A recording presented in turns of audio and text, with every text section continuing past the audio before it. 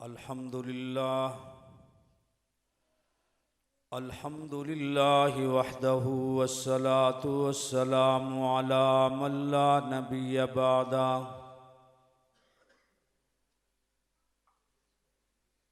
الحمد لله نحمده ونستعينه ونستغفره ونؤمن به ونتوكل عليه ونعوذ بالله من شرور أنفسنا ومن سيئات أعمالنا. من يهده الله فلا مضل له ومن يضلله فلا هادي له.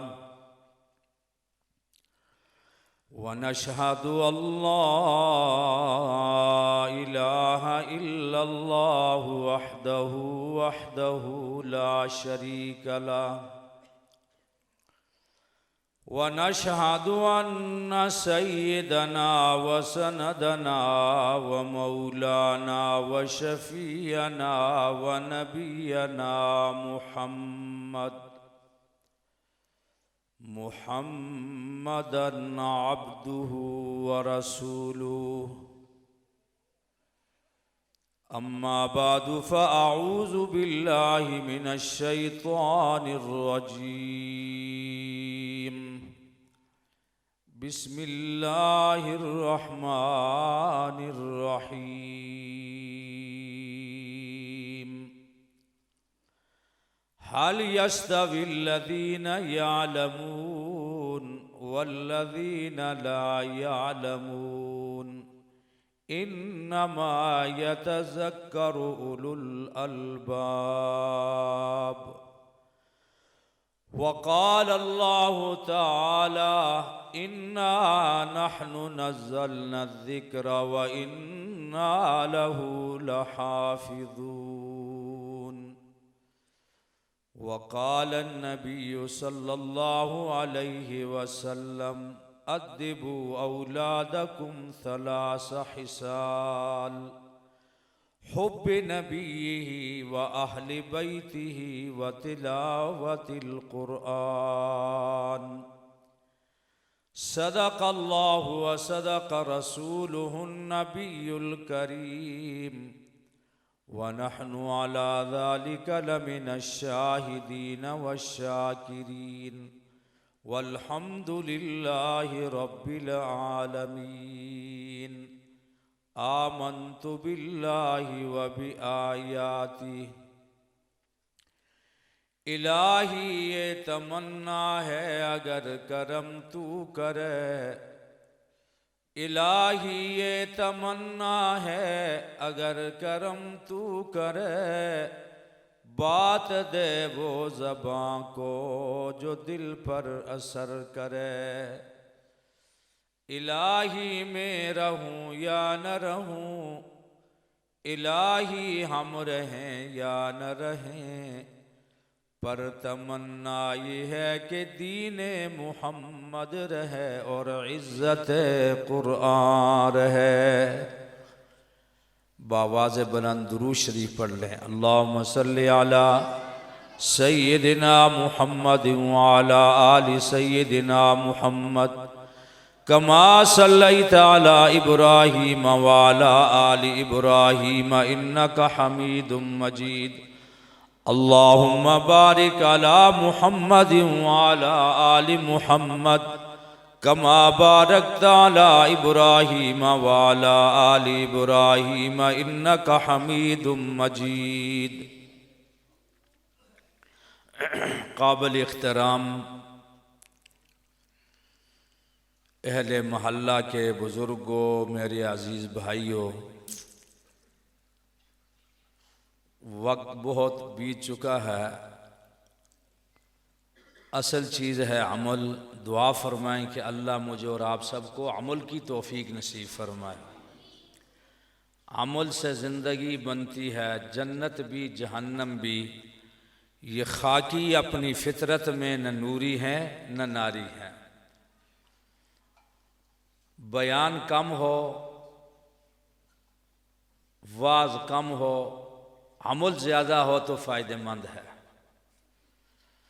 اور اگر پوری رات میں بیان کرتا رہوں آپ سنتے رہیں، نہ میرے دل میں بات اترے نہ آپ کے دل میں اترے، نہ میرا عمل ہو نہ آپ کا عمل ہو، تو بیکار اور کیا ہے، فضول ہے۔ میں آپ سب حضرات کو، اہل محلہ کو تہ دل سے مبارکباد پیش کرتا ہوں، اور بالخصوص برادران قاری صاحبان، انہیں تہ دل سے مبارکباد پیش کرتا ہوں۔ اللہ تعالی جل شانہ نے آپ کی محنت، آپ کی قربانی اور بچوں کے ساتھ محبت، اللہ اسے اپنے دربار میں قبول و منظور فرمائے۔ ان محافل کے کرنے کا مقصد یہ ہوتا ہے، اللہ تو ویسے بھی جانتے ہیں نا، علیم بذات الصدور ہیں، علام الغیوب ہیں، لیکن ان مجالس کو منعقد کرنے کا، تمام مدارس کے اندر یہ مجالس منعقد ہو رہی ہیں، اس کا مقصد دو چیزیں ہوتی ہیں۔ ایک تو دوسروں کو ترغیب دینی ہوتی ہے کہ تم بھی اپنے بچوں کو دین کی طرف لاؤ، قرآن پڑھاؤ، دین سکھاؤ، اور دوسرے ان بچوں کی کارکردگی لوگوں کے سامنے لا کر، استاد کی کارکردگی لا کر، اہل محلہ اور وہ لوگ جو ادارے سے تعاون کرتے ہیں انہیں بتلانا مقصود ہوتا ہے کہ آپ کی خدمت، آپ کا تعاون رائیگاں نہیں جا رہا، آپ کی خدمت اور آپ کا تعاون کام کر گیا ہے اور صحیح جگہ پر لگ رہا ہے۔ تو ان مجالس کا صرف یہی مقصد ہوتا ہے، اور دوسری کہ اس مجلس کے اندر اللہ اور اس کے رسول کا ذکر ہوتا ہے۔ چھوٹے بچے اپنے معصوم زبان سے اللہ کا نام لیتے ہیں، اللہ کا ذکر کرتے ہیں، رسول اللہ صلی اللہ علیہ وسلم اور صحابہ کرام رضوان اللہ تعالی علیہم اجمعین کا تذکرہ ہوتا ہے، تو پھر کیا ملتا ہے؟ رب العالمین کی طرف سے معافی کا اعلان ہوتا ہے۔ عیسیٰ علیہ السلام کا گزر ہوا قبرستان سے، بات سمجھ آ رہی ہے؟ آپ بڑے بولیں گے، بچے تو بچے ہیں۔ تو دیکھا ہے قبر والے کو عذاب ہو رہا ہے، چیخوں کی آواز آ رہی ہے، چلانے کی آواز آ رہی ہے، پریشان ہوئے وہاں سے گزر گئے، حیران ہیں، یا اللہ یہ کیا ماجرا ہے، یہ کون بدبخت ہے جسے قبر میں عذاب ہو رہا ہے؟ کچھ عرصے کے بعد پھر وہاں سے گزر ہوا تو دیکھا کہ اس قبر کے پر اللہ کی رحمتوں کا نزول ہو رہا ہے، اس قبر سے خوشبوئیں آ رہی ہے، اللہ کی رحمت اتر رہی ہے۔ عرض کیا باری تعالی یہ کیا راز ہے، مجھے بھی بتائیں۔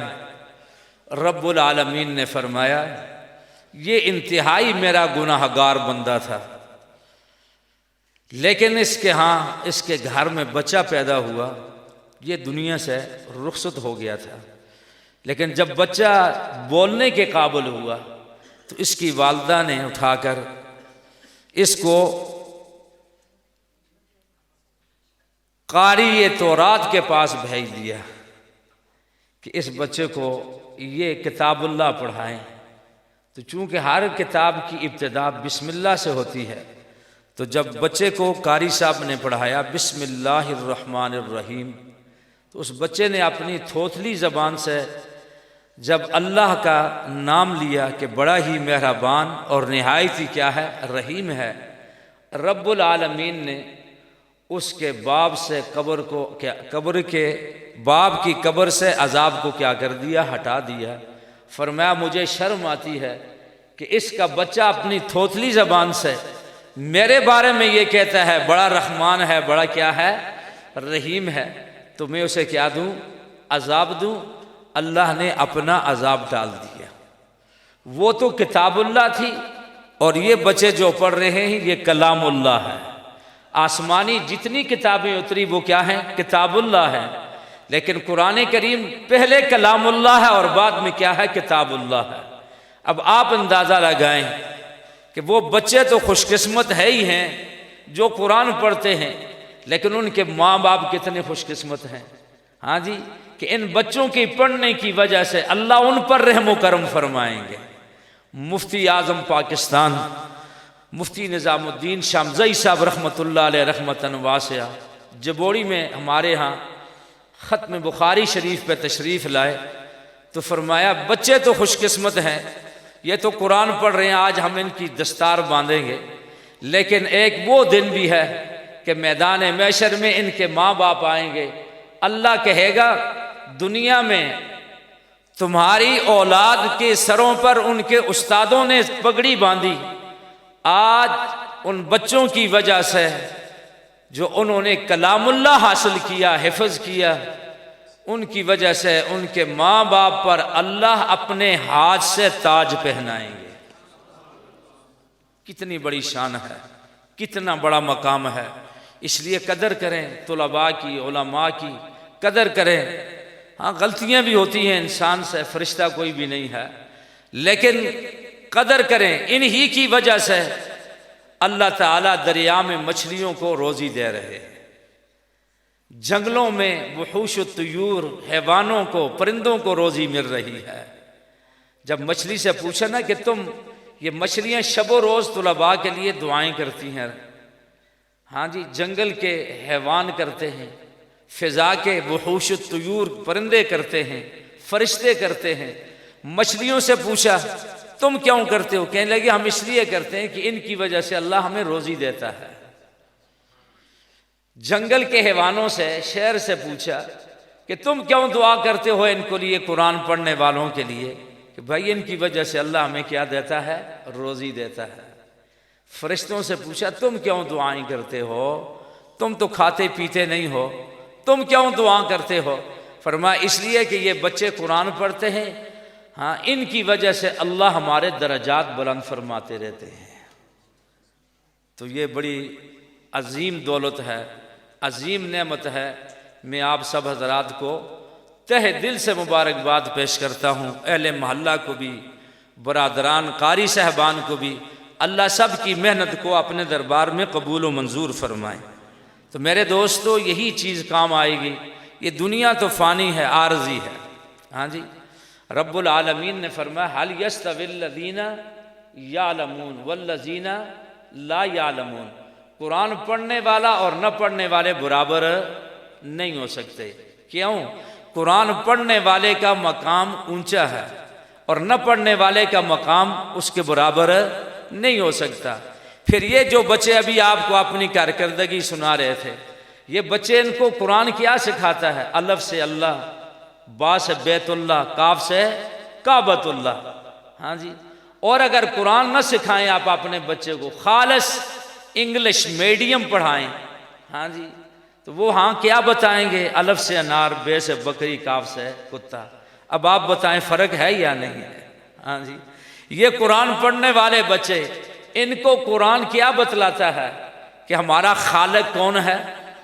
بولو بھائی، پیدا کرنے والا کون ہے؟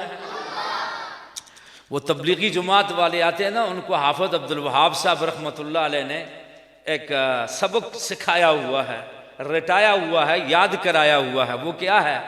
سب کا خالق کون ہے؟ بولو بھائی، سب کا خالق کون ہے؟ مالک کون ہے؟ رازق کون ہے؟ داتا کون ہے؟ جب اللہ ہے تو پھر اللہ کی مان کر چلیں گے تو کیا ہو جائیں گے؟ کامیاب ہو جائیں گے، ہاں جی۔ اللہ کی مان کر چلیں گے تو کیا ہوں گے؟ کامیاب ہوں گے۔ تو میرے دوستو یہ وحی الہی، یہ کلام اللہ، یہ قرآن مجھے اور آپ کو بتاتا ہے کہ ہمارا خالق کون ہے، اور اس خالق نے مجھے اور آپ کو کس چیز سے بنایا؟ بولتے نہیں ہو، کس سے بنایا؟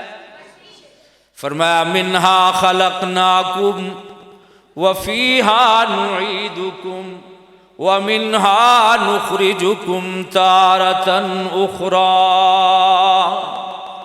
فرمایا اے آدم کی اولاد، ہم نے تمہیں مٹی سے بنایا ہے اور تمہیں دوبارہ مٹی کے اندر ہی لٹائیں گے، اور پھر میدان محشر میں اسی مٹی سے تمہیں دوبارہ زندہ کر کے اٹھایا جائے گا۔ فرمایا منہا خلقناکم وفیہا نعیدکم ومنہا نخرجکم تارۃ اخری۔ مجھے اور آپ کو پیدا کرنے والا کون؟ کس چیز سے اللہ نے بنایا؟ مٹی سے بنایا۔ اور میرا اور آپ کا ابا جان کون ہے؟ بلند آواز سے آدم علیہ السلام۔ کون ہے؟ آدم علیہ السلام ہیں۔ اور ہم نے دنیا میں رہ کر اپنی اپنی زندگی گزار کر پھر کس کے پاس جانا ہے؟ اللہ کے پاس جانا ہے۔ ساری نعمتیں دینے والا کون ہے؟ اللہ ہے۔ یہ قرآن ہمیں یہ بتلاتا ہے، لیکن انگلش میڈیم انگریز کی ایک تنظیم ہے اور اس کے سربراہ ڈارن اس کا نام ہے، وہ کہتا ہے کہ ہم تو بندر کی اولاد ہیں۔ لا حول ولا قوت، ذرا غور سے سننا۔ وہ کہتے ہیں ہم کس کی اولاد ہیں؟ بندر۔ اور پشتو میں کیا کہتے ہیں؟ شادو۔ اور ہندکوں میں کیا کہتے ہیں؟ بوزنا۔ وہ انگریز اپنی کتاب میں لکھتا ہے کہ یہ جو انسان ہے نا، یہ کس کی اولاد ہے؟ بندر کی اولاد ہے۔ بھائی سوال پیدا ہوتا ہے، بندر کی تو دم ہے، انسان کی دم تو نہیں ہے۔ تو پھر آگے وہ ڈارن انگریز لکھتا ہے، جواب دیتا ہے کہ بندر کی مکد میں، مکد جانتے ہو، خارش پیدا ہو گئی تو دو پتھر پر رگڑتا رہا تو دم کیا ہو گئی؟ کٹ گئی، اور وہ ماڈرن حیوان انسان بن گیا۔ لا حول ولا قوت الا باللہ۔ پھر سوال پیدا ہوا کہ بھائی بندر کے تو 4 ٹانگیں ہوتی ہیں، انسان کی کتنی ہیں؟ 2 ہیں۔ تو کہتا ہے کہ اس کے ہاتھوں میں خارش پیدا ہوئی، وہ درختوں پر، دیواروں پر رگڑتا رہا، اور وہ ہاتھ ختم ہو گئے، پاؤں ختم ہو گئے سامنے والے، اور کیا بن گیا؟ ہاتھ بن گیا اور انسان بن گیا۔ لا حول ولا قوت۔ آگے لکھتا ہے لا نعوذ باللہ من ذالک، کہ انسان کی مثال کتے جیسی ہے۔ جب بچوں کو خالص انگلش پڑھاؤ گے نا تو پھر وہ یہی بنیں گے۔ بچوں کو دین پڑھاؤ، وہ ضرورت ہے، میں آتا ہوں اس بات کی طرف، وہ ضرورت ہے۔ اور یہ کیا ہے؟ مقصد ہے۔ یہ کیا ہے؟ مقصد ہے۔ قرآن مقصد ہے، دین کیا ہے؟ مقصد ہے، علم کیا ہے؟ مقصد ہے۔ باقی کھانا پینا، جہاز گاڑی کا ہونا، چٹائی کا ہونا، مکان کا ہونا، یہ ضروریات، یہ کیا ہے؟ ضروریات ہیں۔ ادھر ضروریات بتلائے جاتے ہیں اور ادھر مسجد میں، مدرسے میں مقصد بتلایا جاتا ہے۔ میرے دوستو، انگریز لکھتا ہے کہ کتے کی، انسان کی مثال کتے جیسی ہے۔ فرق اتنا ہے، کتا کچا گوشت کھاتا ہے، انسان پکا ہوا گوشت کھاتا ہے۔ اس کے لیے آگ کی ضرورت ہے، اس کے لیے ایندھن کی ضرورت ہے، اس کے لیے گیس اور سلنڈر کی ضرورت ہے، اس کے لیے کوک کی ضرورت ہے، پکانے والا۔ ہاں جی، تو جب یہ چیزیں بنا دی گئیں تو پکا کر جب یہ گوشت کھاتا ہے تو یہ ماڈرن حیوان بن گیا، انسان بن گیا۔ لا حول ولا قوت۔ پھر کہتا ہے انسان کی مثال گدے جیسی ہے۔ صرف فرق یہ ہے کہ گدا زمین پر لیٹ سکتا ہے، انسان کی کھال اور جسم نازک ہے، اس کے لیے تلائی اور چٹائی کی کیا ہے؟ ضرورت ہے۔ اس کے لیے مکان کی کیا ہے؟ ضرورت ہے۔ پھر آگے وہ بے ایمان لکھتا ہے کہ انسان کی مثال گھوڑے جیسی ہے۔ صرف فرق اتنا ہے کہ انسان کی رفتار کم ہے، گھوڑے کی رفتار کیا ہے؟ تیز ہے۔ اس لیے انسان کے لیے گاڑی، موٹر سائیکل، سائیکل اور جہاز کی کیا ہے؟ ضرورت ہے۔ اور وہ ہم نے بنا کر اس حیوان کو، بندر کی اولاد کو ماڈرن حیوان بنا دیا۔ ہم کہتے ہیں ہم تو بندر کی اولاد نہیں، ہم تو الحمدللہ ثم الحمدللہ اول انسان آدم علیہ السلام کی کیا ہے؟ اولاد ہیں۔ ہمیں اللہ نے آدم علیہ السلام سے کیا کیا ہے؟ پیدا کیا ہے۔ تم بندر کی اولاد ہوگے لیکن ہم بندر کی اولاد نہیں۔ ہمیں اللہ نے بتایا کہ ہمیں پیدا کرنے والا کون ہے؟ اللہ ہے۔ اللہ نے کس چیز سے بنایا؟ مٹی سے بنایا۔ اور ہم کس کی پشت سے پیدا ہوئے؟ آدم علیہ السلام کی۔ اللہ تعالیٰ نے آدم علیہ السلام کی پشت پر ہاتھ مارا تو ساری روحیں کیا ہو گئی؟ اکٹھی ہو گئی۔ اور آدم علیہ السلام سے کہا ادھر دیکھو، ادھر دیکھو، دائیں طرف دیکھا تو وہ روحیں نظر آئیں جو جنت میں جائیں گی، اللہ ہم سب کو جنت میں لے جائے۔ ہاں جی، بائیں طرف دیکھا اپنی اس اولاد کو جو جہنم میں جائے گی، دائیں طرف دیکھ کر خوش ہوئے، ہنس پڑے، اور بائیں طرف دیکھ کر آدم علیہ السلام کیا ہو گئے؟ رو پڑے۔ پھر اللہ نے پھر پھیٹ پر ہاتھ مارا، حکم دیا کہ روحو یہاں سے نکل جاؤ۔ ساری روحیں آدم علیہ السلام کی پیٹھ سے نکلی، اور ایک وادی ہے جسے کیا کہتے ہیں؟ عالم ارواح۔ اس کے اندر اللہ نے سب کو کیا کر دیا؟ اکٹھا کر دیا۔ اکٹھا کر کے رب العالمین نے فرمایا اے روحو میں تمہیں عنقریب دنیا میں بھیجوں گا۔ پھر کیسے بھیجوں گا؟ تمہارے سروں پر انسانیت کا تاج پہنا کر، تمہیں انسان بنا کر بھیجوں گا۔ پھر تمہاری ضروریات زندگی تمہاری جانے سے پہلے وہاں پیدا کر دوں گا۔ فرمایا وَإِذْ أَخَذَ رَبُّكَ مِن بَنِي آدَمَ مِن ظُهُورِهِمْ وَذُرِّيَّتَهُمْ وَأَشْهَدَهُمْ عَلَىٰ أَنفُسِهِمْ أَلَسْتُ بِرَبِّكُمْ قَالُوا بَلَىٰ۔ رب العالمین نے فرمایا روحو میں تمہیں انسانی شکل بنا کر دنیا میں بھیجوں گا، تمہارے کھانے کے لیے وہاں غلہ پیدا کروں گا، پینے کے لیے پانی پیدا کروں گا، رہنے کے لیے زمین کو بچھونا بنا دوں گا، آسمان کو چھت بنا دوں گا، اس میں کمکمے بھی لگا دوں گا تمہارے لیے، چاند کی روشنی بھی پیدا کروں گا، سورج کی شعاعیں بھی پیدا کروں گا۔ اب تم بتاؤ دنیا میں جا کر تمہیں اپنا خالق کسے مانو گے؟ اپنا رازق کسے مانو گے؟ اپنا داتا کسے مانو گے؟ سب نے بیک زبان ہو کر کہا قالو بلا۔ اے ہمارے محسن اعظم جب تو اتنی مہربانیاں ہم پہ کرے گا، ہم دنیا میں جا کر نمک حلال بنیں گے، تجھے ہی خالق مانیں گے، تجھے ہی مالک مانیں گے، تجھے ہی رازق مانیں گے، تجھے ہی داتا مانیں گے، تجھے ہی اپنی جبین نیاز کی جھکاؤ کے لائق مانیں گے، تجھے ہی اپنے رکوع کے لائق مانیں گے، تیرے لیے نظر و نیاز منت منوت اور چڑھاوے بھی دیں گے۔ اے اللہ ہم نمک حلال بنیں گے، نمک حرام نہیں بنیں گے۔